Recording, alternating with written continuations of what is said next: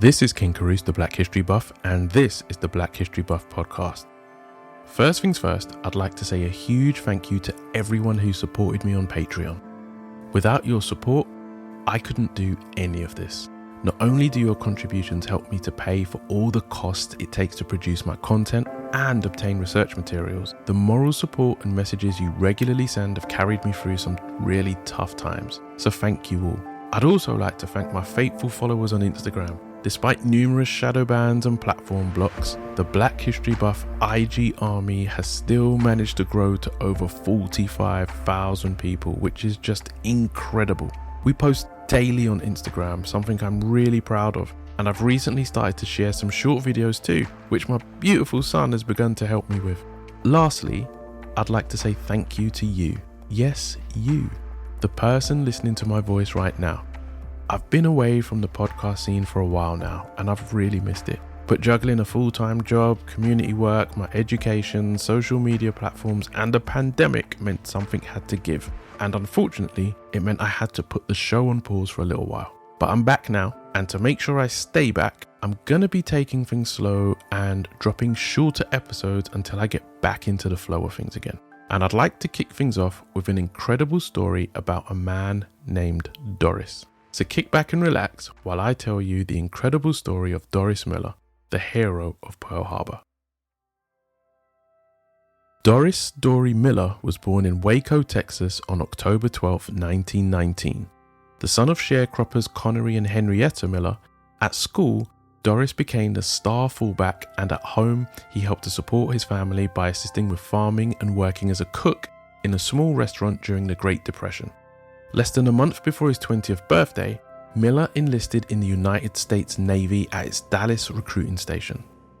Following training at a segregated boot camp in Norfolk, Virginia, he was assigned to the USS West Virginia as a messman. During this time, black men were not allowed to be trained in or assigned to any other speciality. Their battle station was below decks in the hold or magazine, where they passed ammunition up to the gunners. Our story begins as Japan entered World War II on December 7, 1941 by launching a surprise attack on Pearl Harbor.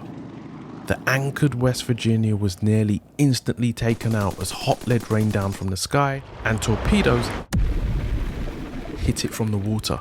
Dory, who was below decks doing laundry when the first torpedo hit, launched straight into the action and headed to his battle station, the ship's artillery storage. He arrived to find it flooded. Keeping a cool head, he heads off to find reassignment, and on his way, he finds and carries the ship's commanding officer to safety on the main deck. By this time, the ship has been hit by 2 bombs and 6 torpedoes, is under fire from the air, and is both flooding and burning. In my mind, I have this image of that moment, of Dory, just standing on the main deck, and it's just burning. Men are running to and fro, the air is filled with sounds of planes and explosions and machine gun fire, and it's total chaos. And I'm gonna be honest, I think for me, at this point, abandoned ship, I'm not sure I would have done anything other than froze. But not Dory. Seeing the total carnage, sprints across the deck of the burning ship, grabs a Browning anti-aircraft gun and opens fire on the Japanese bombers. I told you this was epic. Now Dory, who was completely untrained in handling this death-dealing piece of machinery, managed to shoot down between 12 and 0 Japanese planes depending on which reports and articles you read. I'm still rooting for everybody black, so I'm going with 12. Doris didn't stop firing until he was out of ammo, the ship had begun to sink, and his captain was pronounced dead. Only then did he begin to leave. As he descended the still burning and flooded ship onto the boat deck to make his way off, Dory still had the presence of mind to stop and help pull sailors from the now burning waters, saving even more lives. Dory was one of the last 3 men to get off the West Virginia, but his ordeal wasn't over. Once off the ship, he then had to swim 400 meters to shore through a sea riddled with burning oil fires whilst being shot at by Japanese planes. And once he did make it to shore, our hero Doris still took the time to help scores of injured men to land. And it's at this point I'd like to remind you that this was the 1940s, and those people Doris saved were probably racist as hell.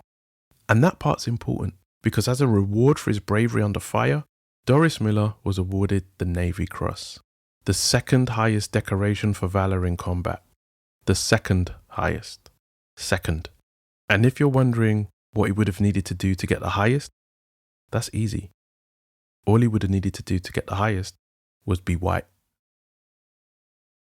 Following some Christmas leave in 1942, Miller reported to duty aboard the aircraft carrier Liscombe Bay as a mess attendant, this time first class. Miller died during the Battle of Gilbert Islands on November 24, 1943, as his ship was torpedoed and sunk in the Pacific Ocean.